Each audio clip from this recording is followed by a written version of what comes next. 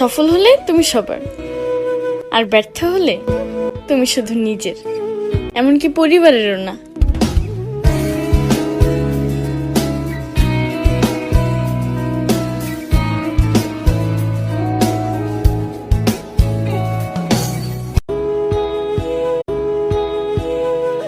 সফল হলে তুমি সবার, আর ব্যর্থ হলে তুমি শুধু নিজের, এমনকি পরিবারেরও না।